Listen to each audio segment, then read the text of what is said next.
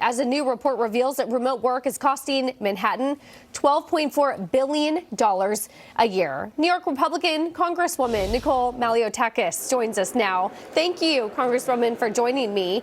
Talk to me about sort of this shift of how you see work from home and the flexibility, and yet it's costing the city a lot of money. What do you make of it? Well, I think the mayor had it right the first time that we need our public employees to return to work. It's one reason is because of the economy. Obviously, it's costing the city about $1 billion a month, individuals not coming back to the workplace. But in addition to that, it has a real impact on the services that the citizens receive. We're seeing this issue at the federal level where we've had to intervene on so many issues, whether it's citizenship issues, whether it be passport replacements, whether it be Social Security issues or IRS tax refunds not arriving in the mail. We've had to intervene, and it's because there's such a backlog because these federal employees have not been back at work, about 50% of the workforce. So it's creating a real problem, and quite frankly, most of these jobs obviously can't work from home, right? If you're a first responder, a teacher, if you're a Parks Department employee cleaning up our city spaces, you cannot work from home. And so I think it's really good for morale for everyone to be returning back to the workplace. And look, we can have some life balance and flexibility on certain things, but we need our public workforce to return to work. And by the way, people have said that New York City's government is extremely bloated. I know that Mayor de Blasio had added so many people to the city workforce. And so if they're not essential, then maybe we need to look at those particular agencies to be making cuts to save taxpayer money. Because right now, this shift, the burden is falling onto the taxpayers, the property taxpayers who just received their bills, by the way, and they're very high this year. Congresswoman, if I could switch gears for a moment, the New York Post is claiming that ChatGPT is censoring the post-Hunter Biden coverage, that basically if you ask ChatGPT to tell you about Hunter Biden, they will give you the CNN-like version, if you will. That's what the Post says. Your thoughts?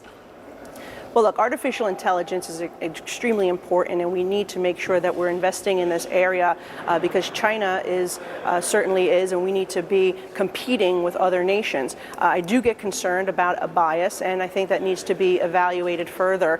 Certainly, we know that these AI platforms, they're receiving R&D credits, they're receiving in some cases grants. In fact, I asked this platform myself a little bit earlier, do you receive federal funds? And its parent company, OpenAI, has received millions of dollars from various federal agencies, which I think you would find interesting. So we need to make sure that these entities are operating in an unbiased fashion as they do this research and these platforms become available.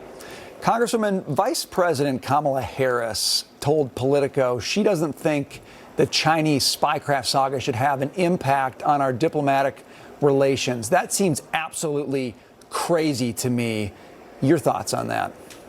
It is absolutely crazy. How can you have an adversary enter your airspace and you have nothing to say about it and don't think that's going to impact the relationship? This is the type of weakness that entities like China and Russia and others see.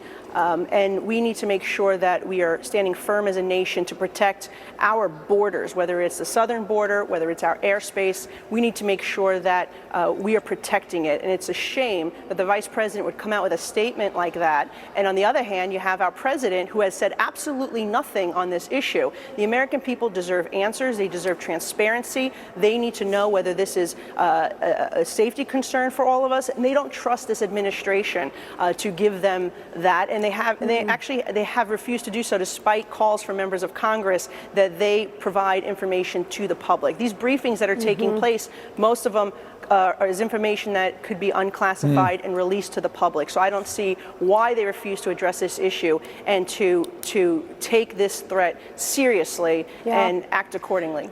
Well, we really appreciate your time, Congresswoman. Thank you, Nicole Malliotakis. And